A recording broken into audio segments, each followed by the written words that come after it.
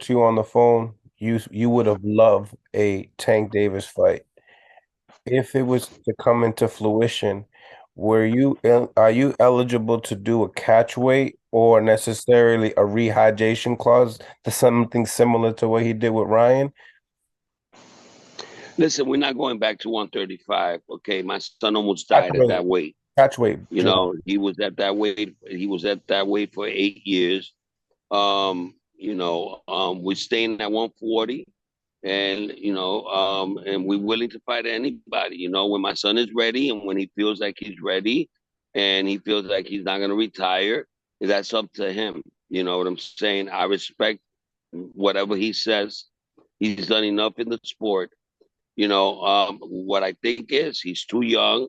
He hasn't even hit his prime yet, bro. Usually people hit their prime at 28, 29, 30. So right now he's still a little baby, and he's shown to the world what he could do, man. He's just from another planet. I mean, the shit that he does is just unbelievable. What about if it was at 140 pounds, but he did the hydration clause? Or for somebody to fight him at the same weight, No, it Javante doesn't. Davis. Javante Davis. It doesn't really matter, man. Gervonta's already fought at 140. You Yeah, but know, he might I he think might he want to already put a had like hydration clause on you.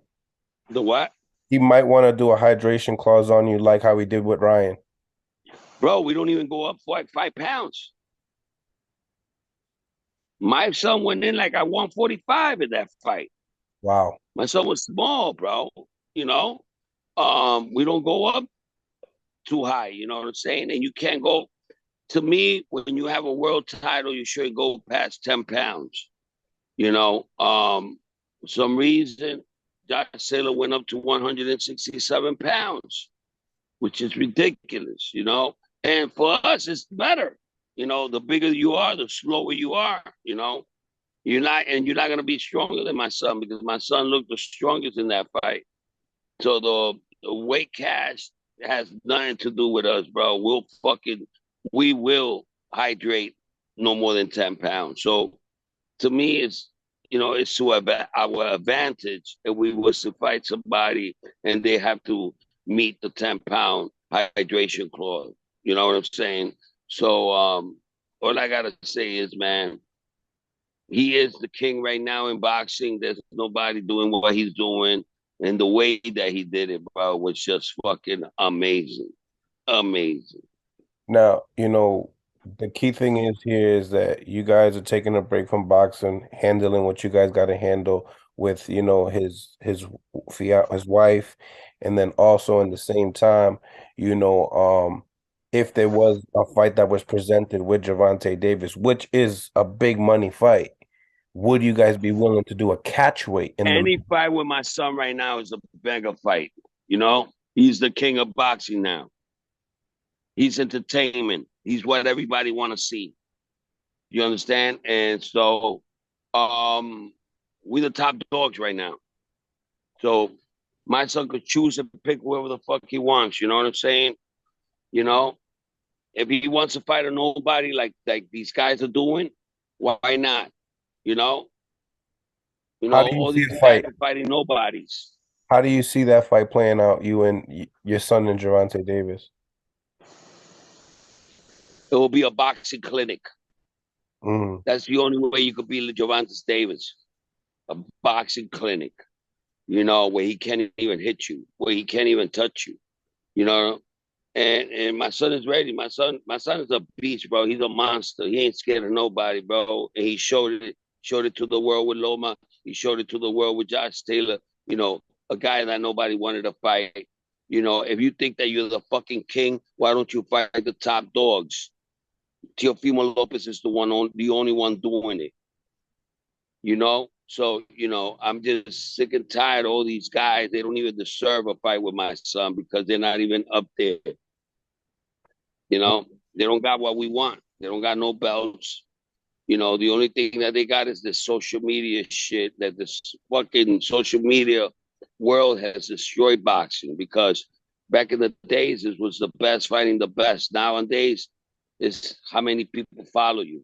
You know, how many people come and see you fight? You know, um, How I would a told everybody from the beginning. I told everybody, at the end of the day, the cat that's gonna get the most worshiping is the guy that fights the toughest fights. right? You know, because sooner or later, all these guys are gonna fall because they don't take the risk. They're scared to lose that fucking fight. They're scared to lose that O, you know, and we're not. You know, at the end of the day, everybody forgot about my son's loss to that freaking bum Gumbosis, because that's what he is, you know, and he got lucky. My son was dying that night. And he could hear my son fucking huffing and puffing, bro, when he was dying in there. You know, and that's what gave him courage. But if you look at the first fucking minute of that fight, my son almost had him. We already had him. And a healthy Teofimo Lopez would never get beaten by nobody. You know, we didn't even lose that fight because he had all the belts. You got to beat the champ to be the champ.